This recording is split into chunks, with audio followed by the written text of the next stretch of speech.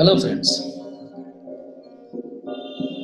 चलिए मैं आज एक अलग तरह की चर्चा में आपको खींचकर लेकर चलता हूँ। मुख्य बिंदु या मुख्य मुद्दा जो है वो कंसल्टेंसी का मुद्दा है। अक्सर कंसल्टेंसी के दौरान सबसे पहले तो मैं एक बात और कहूँ जो हमारे विषय मतलब इसी विषय में ही है कि आज से 15-20 साल पहले या जिस वक्त हमने ज्योतिष को प्रोफेशन के तौर पे अपनाया था तो ज्योतिष को लेकर इतना हंगामा और इतना हल्ला बाजार में नहीं था। टेलीविजन पे भी, जिसे कि चालू भाषा में टीवी ज्योतिष कहते हैं आजकल, इतना हंगामा नहीं था। कहीं आज तक वगैरह में कोई एक आध ज्योतिष आता था। आस्था चैनल पे एक दो ज्योतिष आया करते थे। अदरवाइज इतना हंगामा जो आज है वो नहीं था। सबसे पहले जो बात मैं एक्चुअली ये कहना चाहता हूँ कि प्रोफेशनल ज्योतिष में उतरने के पहले या लोगों की कुंडलियां बांचने के पहले, देखने के पहले एक ज्योतिष को कम से कम 5 साल ज्योतिष का अध्ययन करना चाहिए। 5 साल उसको ज्योतिषी शास्त्र का अध्ययन करना चाहिए।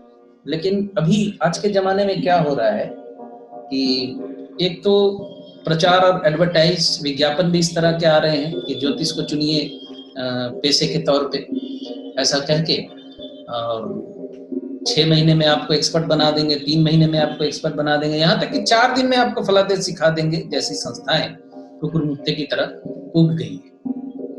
अब उनका खामियाजा ये है कि बेसिक्स थोड़ा बहुत या बेसिक्स की जानकारी की कमी की वजह से 2 महीने में, 3 महीने में ही, 6 महीने का कोर्स करते करते ही विश्व प्रसिद्ध ज्योतिषाचार्य बोर्ड लग जाता है और फिर शुरू हो जाती है। बुराई इसमें कुछ नहीं है।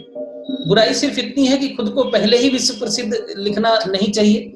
दूसरा कि प्रैक्टिस शुरू कर सकते हैं, 6 महीने में कर सकते हैं, साल भर में कर सकते हैं। देखना शुरू कर देंगे तो प्रैक्टिकली जो एक्सपीरियंस है, अनुभव जो है वो बढ़ जाता है। बुराई नहीं है। बुराई क्या है मैं बताता हूँ। अभी हम कंसल्टेंसी के दौरान, जैसे कि मेरे साथ ही कई लोगों से तबसरा हो जाता है कुछ बातों को लेकर, जैसे कि मारक और बाधक के रत्नों को लेकर जो बड़ी कंफ्यूजन बाजार में है। आप मारक का रत्न सजेस्ट कर देंगे तो क्लाइंट ही कूद के आपको समझाने लगता है कि ये मारक का ग्रह का रत्न आप कैसे दे रहे हैं, ये तो मारक है, फलाना है, ढिमकाना है, और ये बाधक है, इसका रत्न आप कैसे दे रहे हैं। जैसे मकर लगन में किसी को आपने मोती सजेस्ट किया तो वो कह देंगे आपको कि मोती आपने कैसे सजेस्ट कर दिया, मोती तो मारक है, चंद्र तो मारक है। तो यहाँ मेरा कहना ये है कि इतनी सरलता और इतनी सुगमता से ज्योतिष का काम नहीं होता है। आपने देखा होगा कि डॉक्टर भी मरीज को जरूरत के हिसाब से कुछ नशा करने का सजेशन दे देते हैं।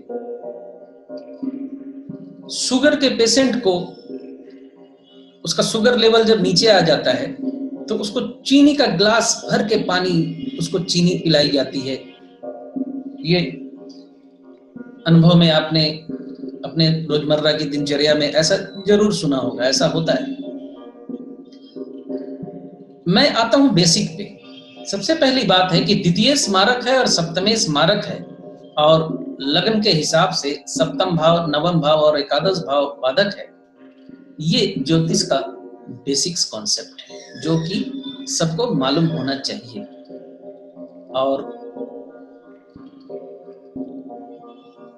जहां तक सप्तमेश की मार्केस होने की या द्वितीयेश के मार्केस होने की बात है तो यहां मैं लग्न वाइज आपको बताने की कोशिश करता हूं। जैसे कि मेष लगन में शुक्र मारक होता है, द्वितीयेश और सप्तमेश होता है। लेकिन ज्योतिष का बेसिक ये भी है कि कोई भी राशि अगर केंद्र की अधिपति बन जाती है तो वो तटस्थ हो जाती है, यानी वो अच्छा और बुरा फल दोनों ही नहीं देती।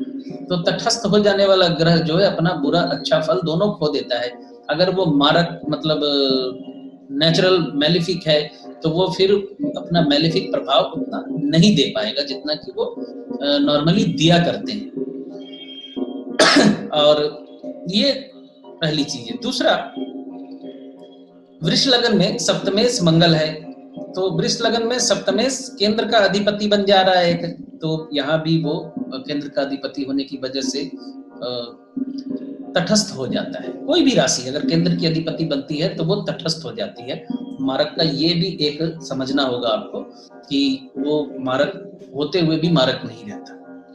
खास मारक द्वितीयेश है, जैसे कि मान लीजिए कर्क लगन में सूर्य मारक ज्यादा मारक होता है, क्योंकि सूर्य केंद्र में एक ही राशि है सूर्य की, द्वितीयेश से मारक है। तो कर्क लगन में सूर्य द्वितीयेश अकेला होने की वजह से जितना मारक होगा, मेष लगन में शुक्र द्वितीयेश होने की वजह से उतना मारक नहीं होगा। इस चीज को, इस कंसेप्ट को आपको धीरे से समझना होता है।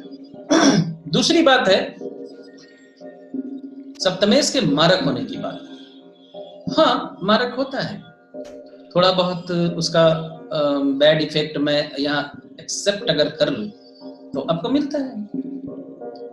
आपने कभी गौर किया है, या ज्योतिष के जो स्टूडेंट्स हैं वो भी समझे कि नेचुरल मैलिफिक और फंक्शनल मैलिफिक और नेचुरल बेनिफिक और फंक्शनल बेनिफिक का फंक्शनल मैलिफिक का क्या डिफरेंस आता है। मंगल को लेते हैं नेचुरल मैलिफिक के तौर पे, और वो कभी फंक्शनल बेनिफिक बन जाता है और कभी कभी फंक्शनल भी मैलिफिक बन जाता है अगर अष्टमेश का द्वादशेश का अगर लॉर्ड बनता है तो। यहाँ मैं छुरी को उदाहरण के तौर पे लेता हूँ। छुरी बड़ी धारदार होती है, या तलवार को उदाहरण के तौर पे लेता हूँ। तलवार बड़ी धारदार होती है, लेकिन तलवार जब आपके हाथ पे है तो वो फंक्शनल बेनिफिक हो, नेचुरल मैलिफिक है तलवार। वो तलवार मंगल है, मंगल का हथियार से भी योग है। मंगल मतलब आर्म्स, हथियार, वो धारदार हथियार हो या बैलिस्टिक आर्म्स हो, तो वो मंगल से ही कनेक्टेड है। बैलिस्टिक आर्म्स जो है मंगल राहु का कनेक्शन है, और धारदार हथियार है जो वो मंगल है, तो वो नेचुरल मैलिफिक है मंगल। लेकिन वो तलवार जब आपके हाथ में है तो वो फंक्शनल बेनिफिक है। लेकिन आप एक बात ये भी याद रखिए कि मंगल जो कि नेचुरल मैलिफिक है, वो तलवार आपके हाथ में होने के बावजूद जितनी भी फंक्शनल बेनिफिक क्यों ना बन जाए, आपका अपना हाथ भी वो तलवार काटती जरूर है। या जिस छुरी से आप सब्जी काटते हैं, तरकारी काटते हैं, उस छुरी से भी गृहिणियों के हाथ जरूर कटते हैं। हालांकि छुरी वहां फंक्शनल बेनिफिक बनी हुई, क्योंकि वो जातक के हाथ में है।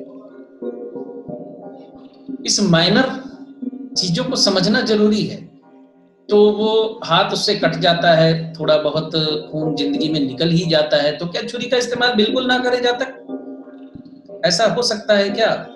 नहीं हो सकता, इस्तेमाल करना पड़ता है। थोड़ा बहुत नुकसान जो जीवन में होना होता है ग्रहों के वजह से, वो होता है। लेकिन अगर सप्तमेश या द्वितीयेश कंबस्ट है, सप्तमेश या द्वितीयेश वीक है, किसी भी कारण से डिग्री में वीक हो, षडबल में वीक हो, अष्टक वर्ग में वीक हो, ताकत में वो कमजोर हो सप्तमेश, तो क्या उसको पावर नहीं देंगे? देना पड़ेगा। नहीं देंगे तो उस चीज की कमी रह जाएगी जिंदगी में, या वो लो लेवल में रह जाएगी। अब ऐसा भी नहीं है कि आपने उसको पावर दे दी तो वो फुल फ्लेज में आपके पास आ गई, ऐसा भी नहीं होता, लेकिन वो थोड़ा बहुत उसमें अंतर आ जाता है। इसी फंक्शनल बेनिफिक और natural benefic, natural malefic, functional malefic की कड़ी में एक चीज मैं और जोड़ना चाहता हूं कि जब रत्नों का सजेशन दिया जाता है, जब कोई ज्योतिष रत्नों का सजेशन देता है, तो वो साथ ये भी देखता है कि सप्तमेश की कनेक्टिविटी किस भाव से बन रही है, सप्तमेश की कनेक्टिविटी कहाँ बन रही है, द्वितीयेश की कनेक्टिविटी कहाँ बन रही है। अगर द्वितीयेश की कनेक्टिविटी अच्छी है, सप्तमेश की कनेक्टिविटी अच्छी है, तो वहां मारक का रत्न पहनाया जा सकता है। द्वितीयेश तो मारक है, द्वितीयेश का मतलब है आपके रिश्तेदार, तो द्वितीयेश मारक है तो इसका क्या मतलब है कि आप अपने रिश्तेदारों से संबंध नहीं रखेंगे या रिश्तेदारों को एलिमिनेट कर देंगे, तो क्या आपका द्वितीयेश अच्छा फल करने लगेगा? ऐसा नहीं होता है। जिंदगी में जो भी है नव ग्रहों के अनुसार, वातावरण के अनुसार, समाज के अनुसार, उन सबको आपको अपने साथ लेकर चलना पड़ता है। और वो कहावत में भी कहते हैं ना कि मीठा मीठा गप और कड़वा कड़वा थू करने से नहीं चलेगा। अच्छाई में जो बुराई है उसको भी साथ लेके चलना पड़ता है, और जो बुराई में अच्छाई है उसे भी साथ लेके चलना पड़ता है। मान लीजिए कोई व्यक्ति नेगेटिव है ज्यादा, लेकिन उसमें भी कोई अच्छाई आपको जरूर मिलती है, और वो आपका रिश्तेदार है, करीबी है, भाई है, पिता है, चाचा है, 36 तरह के रिश्तेदार बन जाते हैं जिसे आप नहीं हटा सकते अपने सर से, तो आपको उनके साथ मैनेज करके चलना पड़ता है। उसी तरह ग्रह के अनुसार, कुंडली के अनुसार सप्तमेश का रत्न, द्वितीयेश का रत्न कुंडली की स्थिति के अनुसार पहनाया जा सकता है। सप्तमेश मारक है, द्वितीयेश मारक है, ये ज्योतिष का, वैदिक एस्ट्रोलॉजी का एकदम कफ गफ है, यानी कि ज्योतिष का एकदम शुरुआती बेसिक है।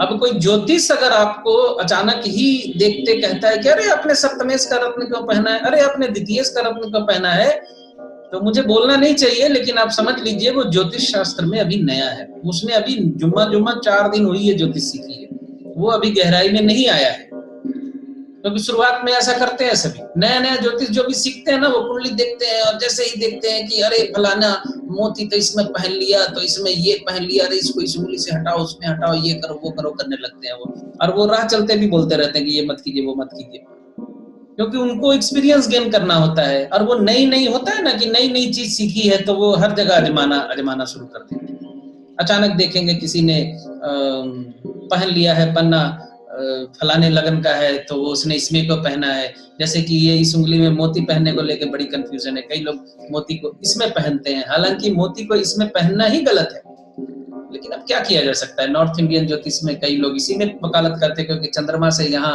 से संबंध है। अब दोहराना नहीं चाहता, मैंने शुक्र का संबंध भी बताया था एक वीडियो में इसी तरह, तो ऐसा नहीं होता।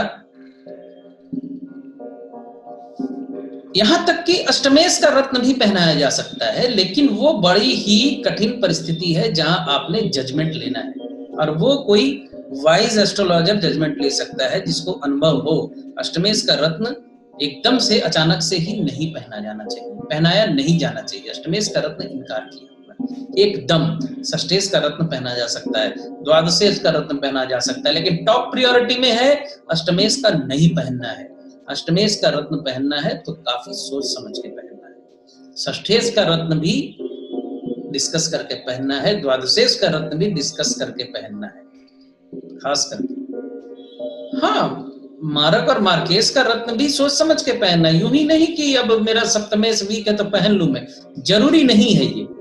मैं जो कहना चाहता हूं उस बात को समझिए, जरूरी नहीं है कि सप्तमेश कमजोर है तो उसका रत्न कूद के पहना ही दिया जाए, लेकिन एक अनुभव से अपने जो एक्सपीरियंस्ड एस्ट्रोलॉजर है, जो सीजन्ड एस्ट्रोलॉजर है, वो अगर पहनाता है तो उसमें आपको इतना चिंतित होने की जरूरत नहीं है। जैसे कि मैं अगर कहता हूं कि ठीक है आप सप्तमेश का रत्न पहनिए, तो मैं उस ग्रह की स्थिति को देखकर आपको सजेशन दे रहा हूं। इस चीज को आपको समझना होगा।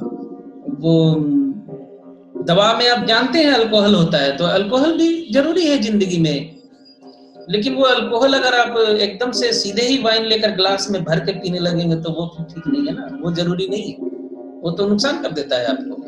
एक निश्चित मात्रा में जहर भी दवा के माध्यम से डॉक्टर मरीज को देते हैं। इसी तरह सप्तमेश मारक है, द्वितीयेश मारक है, सही बात है, लेकिन ये ज्योतिष का एकदम बेसिक है, एकदम बेसिक है। द्वितीयेश और सप्तमेश का रत्न पहना ही नहीं जा सकता अगर कोई ज्योतिष कहता है तो वो ज्योतिष में नया है, अभी उसको अभी बहुत कुछ सीखना बाकी है। कनेक्टिविटी बहुत मायने रखती है। आप मान लीजिए कोई बहुत बदमाश आदमी है लेकिन वो आपका साला है, तो वो आपका नुकसान नहीं करेगा। होता है ना कि कोई पॉलिटिशियन है, किसी का साथ रहता है, या कोई छटा हुआ बदमाश ही है, लेकिन वो आपका साला है तो फिर वो आपका नुकसान नहीं करेगा। वो नेचुरल मैलिफिक बंदा होते हुए वो फंक्शनल बेनिफिट बन गया आपके लिए। ये एक उदाहरण के तौर पे मैं बता रहा हूं, तो इस चीज को इस तरह से समझना है। बेसिक्स अपनी जगह है, बेसिक निश्चित तौर पे मालूम होना चाहिए। और ये भी मैं साथ कहना चाहता हूं, इस चीज को भी समझिए कि द्वितीयेश और सप्तमेश का रत्न कूद के पहन ही नहीं लेना चाहिए कि नहीं पहन ही लो कमजोर है तो नहीं, वो डिस्कशन करना चाहिए। अगर कोई एक्सपीरियंस्ड एस्ट्रोलॉजर उसको देख के कहता है कि हाँ द्वितीयेश का रत्न पहन सकते हैं, सप्तमेश का रत्न पहन सकते हैं, तो वहां मन में संशय लाने की जरूरत नहीं है। और अचानक से आपको वो अंगूठी हाथ में पहन के देखते ही कोई कूद के आपको कहने लगे अरे अरे क्यों पहन लिया ये, अरे अरे अरे, ऐसा करने लगते हैं बहुत लोग। तो ये इससे घबराइए मत। मैंने आपको एकदम खुल के कह दिया, हालांकि मुझे नहीं कहना चाहिए वीडियो में इस तरह, कई लोग बुरा मान जाते हैं, लेकिन मैंने खुल के बोल दिया है कि अभी नवीस है वो लोग, वो ज्योतिष में अभी साल 6 महीने से ज्यादा नहीं हुए होंगे उनको, इसलिए वो कूद के इस तरह से बोलने लगते हैं। ये बड़ा गहन विषय है, बड़ा समय लगता है। मेरा तो अपना अनुभव है, मैं खुद एडवाइस भी करता हूँ कि कोई भी बंदा कम से कम 4-5 साल बिताने के बाद कुंडलियों पे जजमेंट देना शुरू करे। 4-5 साल पहले एक्सपीरियंस गेन करे, स्टडी करे, डीप स्टडी करे, समझे उस चीज को। वो बस भाव याद, ये मारक बाधक याद कर लिया इस तरीके से, बस फिर वो बजाने लगे घंटा की द्वितीयेश का तो मारक है नहीं पहनना है, सप्तमेश है मारक है नहीं पहनना है। तो ये इतना आसान नहीं है, ये समझना होता है। ये समस्या हमारे साथ आती है, इसलिए मैंने अपने विचार, अपना ओपिनियन आप लोगों के साथ शेयर किया। और ये समस्या मेरे जैसे बहुत से ज्योतिषियों को भी आती है, इस वजह से ये एक्सपीरियंस मैंने यहाँ शेयर किया है। यहाँ समझने वाली बात जो है, मैं थोड़ा सा इसको और एक्सप्लेन करूं अगर, तो डॉक्टर भी जब ऑपरेशन करता है ना, छुरी या कैंची बहुत ही धारदार और बहुत ही खतरनाक होती है, जो बच्चों की पहुंच से दूर रखी जाती है, यहाँ तक कि बड़ों के भी पहुंच से दूर रखी जाती है। लेकिन उसी छुरी और कैंची का इस्तेमाल ऑपरेशन करने के लिए किया जाता है। डॉक्टर आपके अवांछित अंग को काट देता है या चीर फाड़ करता है, तो उससे काटना पड़ता है, खून निकलता है। तो छुरी धारदार है, कैंची धारदार है, उसको देह पे नहीं लगाना चाहिए। ये तो बेसिक्स है, ये तो बेसिक्स है ना, नहीं लगाना चाहिए। लेकिन अब डॉक्टर उसको इस्तेमाल करता है ना ऑपरेशन करने के लिए, चीर फाड़ करने की अगर जरूरत पड़ती है तो वो करता है। उसी तरह रत्नों की चॉइस करने के लिए, रत्न पहनने के लिए, वो सप्तमेश मारक है, द्वितीयेश मारक है, ये निश्चित तौर पे बेसिक है, सही बेसिक है। लेकिन इसको रत्न नहीं पहना जा सकता, ये 100% सत्य नहीं है। और इसका रत्न 100% पहना ही जा सकता है, ये भी 100% सत्य नहीं है। ये डिपेंड करता है स्थितियों पे, स्थिति पे, सिचुएशन पे डिपेंड करता है कि पहना जाए कि नहीं पहना जाए। मैं समझता हूं, मैंने अपनी बात को खुल के रखा आपके सामने और मैं समझाने में कामयाब रहा। और ये उन जातकों के लिए भी है जो कंफ्यूज रहते हैं इन सब बातों पे, कंफ्यूजन क्रिएट कर देते हैं कई ज्योतिषी, और नए ज्योतिष के छात्रों के लिए भी है कि वो अगर अभी साल 6 महीने 2 साल अगर उनको हुए हैं ज्योतिष क्षेत्र में, तो वो कूद के ही किसी की कुंडली देखते ही और उसकी कुंडली का सप्तमेश का रत्न उसके हाथ में देखते ही कूद के उसको खोलो खोलो ना कहें, क्योंकि अभी आपने बहुत सफर तय करना है ज्योतिष में। समझिए, उसको खोलो खोलो कहने की बनिबस्त आप ये समझिए या उसकी कुंडली से ये समझने की कोशिश कीजिए कि जिस भी जातक ने इसको ये रत्न पहनाया है, क्यों पहना दिया है। हो सकता है आपको ज्योतिष की लर्निंग में आपको सुविधा हो, कुछ नई बातें आपको समझ में आ जाए, कनेक्टिविटी का खेल आपको समझ में आ जाए कि हाँ, इस कनेक्शन की वजह से, इस स्थिति की वजह से ये रत्न पहनाया गया है, ना कि वहां मुझे ही बहुत ज्यादा मालूम है, मैं ही ज्यादा जानता हूं बोल के वो जो जातक को डरा दो। ये चीज करना ठीक नहीं है, क्योंकि देखिए ज्योतिष के जो मतलब कंसल्टेंसी लेते हैं जातक हैं, वो 10 ज्योतिषियों के पास जाते ही है, ये बड़ी कॉमन सी बात है, ठीक है। और जाने में कोई प्रॉब्लम नहीं है, जाए, लेकिन कंफ्यूज कर देने वाले व्यक्ति से टकरा जाते हैं अगर, तो वो फिर लाभ की जगह उनको नुकसान हो जाता है। अब दूसरी दृष्टि से अगर कहें कि अगर किसी की किस्मत खराब है, उसकी ग्रह दशा ऐसी ही है, उसको नुकसान होना ही है, तो किसी ज्योतिष ने उसको रत्न पहना दिया उसके फायदे के लिए, लेकिन किसी दूसरे ने उसको खुलवा दिया। मैंने कई जातकों को कहा है कई जातकों को कहता हूँ, जैसे कि कोई जातक अगर कहता है कि मैंने नीलम पहना हुआ है 6 साल हो गए, तो मैं खोलने को कभी नहीं कहता उसको, क्योंकि वो एडजस्ट हो गया उसकी देह के साथ। ये समझने वाली बात है, किसी का सेट कॉम्बिनेशन तोड़ने की जरूरत नहीं है। कई जातक इस तरह से कहते हैं कि हमने पहना हुआ है ये, तो मैं उसको नहीं खुलवाता। ये हड़बड़ा के डिसबैलेंस करने वाली बात हो जाती है। तो समझना चाहिए खुद को, जातक को भी कंफ्यूज करने की जरूरत नहीं है। और जातक को तो एक्चुअली सबको डीप नॉलेज होता नहीं है। अब कोई बहुत कॉन्फिडेंटली डरा देता है तो वो फिर कंफ्यूज होकर। मैं जातकों को और मित्रों को ये भी कहता हूँ कि आपने कोई रत्न 5-6 साल से पहना हुआ है, अचानक से कोई ज्योतिषी आपको देखता है और कहता है कि अरे ये रत्न आपने क्यों पहना हुआ, इसको अभी खोलिए, तो सावधान हो जाइए, वो रत्न खोलिए नहीं। क्यों? क्योंकि वो रत्न एक गार्ड की तरह आपकी देह पे है और आपका समय खराब आ रहा है, आपका समय आपको नुकसान देने वाला आ रहा है, तो वो ग्रह ही, कोई ना कोई ग्रह किसी ना किसी व्यक्ति के रूप में आके आपके शरीर के सुरक्षा कवच को निकाल लेता है। आप महाभारत के युद्ध के उस समय को याद कीजिए जब श्री कृष्ण जी ने जाकर रूप बदलकर कर्ण से कवच कुंडल मांग लिए थे पहले ही। तो वो ग्रह इसी तरह किसी न किसी व्यक्ति के रूप में आके आपकी देह पे जो सुरक्षा कवच है वो उतरवा लेते हैं। वो क्योंकि वो जिस ग्रह ने अटैक करना होता है वही ग्रह किसी न किसी के रूप में आके उस सुरक्षा कवच को आपकी देह से उतार लेता है। ये बड़ी सावधान रहने वाली बात है और बहुत गहरी आध्यात्मिक बात मैंने आज आपको इस वीडियो में बता दी है। इस बात के मर्म को आप लोग समझने की कोशिश कीजिएगा कि कोई रत्न आपने पहना हुआ है 5 साल से, 6 साल से, 10 साल से, आपका समय ठीक ठाक चल रहा है, लेकिन अचानक से कोई आपको कहता है कि अरे इस रत्न को खोलिए, ये क्या कर दिया आपने। इस तरह की ही भाषा, इसी तरह की बात आती है। और जो खोलने को कहता है वो बड़े कॉन्फिडेंटली आपको कहता है कि उसका विश्वास, बोलने वाले का आत्मविश्वास और उसका कॉन्फिडेंट देखकर आपका कॉन्फिडेंस हिल जाता है। लेकिन मैं सिद्धांत सहगल कह रहा हूं आपको, आपने वो रत्न नहीं खोलना है किसी की भी बात पे इस तरीके से। आप सावधान हो जाइए देन एंड देयर कि जो ग्रह आपका नुकसान करना चाहता है वो ग्रह उस व्यक्ति के रूप में आके आपसे आपके कवच कुंडल उतरवा लेना चाहता है। ठीक कर्ण की तरह युद्ध शुरू होने के पहले कर्ण के कवच कुंडल और उसका बख्तर, जिरह बख्तर जिसको कहते हैं गार्ड, वो खुलवा लिया था। ये बहुत डीप थॉट की बात है, बहुत गहरी आध्यात्मिक बात है। इस चीज को समझिएगा, मनन कीजिएगा और आइंदा से सावधान रहिए। अचानक से कोई रत्न खोलने को कहे तो मत खोलिए। वो कोई भी अपने आप को ज्योतिषाचार कहे या कुछ भी कहे, लेकिन सावधान हो जाइए।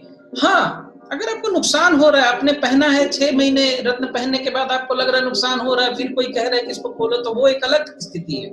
लेकिन कई लोग अचानक से ही, मान लो होता है ज्योतिष है, अच्छा ये आए हैं, चलो इनको जरा दिखा लेते हैं। और ज्योतिष भी बहुत मैंने देखा है कि स्मार्टनेस दिखाने के लिए भी आपके रत्न खुलवा लेते हैं। तो ये अपना अनुभव जनित व्याख्यान या भाषण जो भी मैंने दिया है आपको वही है कि अनुभव जनित बातें कही मैंने आपको। जो समस्याएं कुंडली देखते वक्त जातकों से डील के वक्त आती हैं और जातकों को जो समस्याएं आती हैं, उन दोनों समस्याओं पे, दोनों बातों पे मैंने प्रकाश डालने की कोशिश की है। आई होप आपको समझ में आई होगी। काफी सरल तरीके से बताया है, कोई ना ही कठिन भाषा यूज की है, ना ही कठिन तरीका यूज किया मैंने आपको बताने के लिए, जैसा कि मैं करता भी नहीं हूँ, आप लोग जैसा कि जानते हैं सब। तो आई होप ये अच्छा लगेगा आपको वीडियो, और अनुभव के लिए आपको अच्छा लगेगा। और खास करके जो बात मैंने बताई ना कि 5 साल 6 साल से आपने कोई रत्न पहना हुआ है और कोई हुई फोड़ निकल के अचानक आपको कहे कि खोलिए उसको, खोलिए, ये मत करिएगा, इसमें मत फंसिएगा कभी, क्योंकि ये मेरा अपना अनुभव रहा है। मेरे पास कई जातक ऐसे आए हैं जिन्होंने आगे कहा है कि वो रत्न खोल देने के बाद हम बर्बाद हैं, और वो वही ग्रह खुलवा देता है उस व्यक्ति के रूप में आके। इस चीज को समझिए आप। मिलते हैं फिर किसी और वीडियो में, किसी और विषय को लेकर। तब तक के लिए नमस्कार।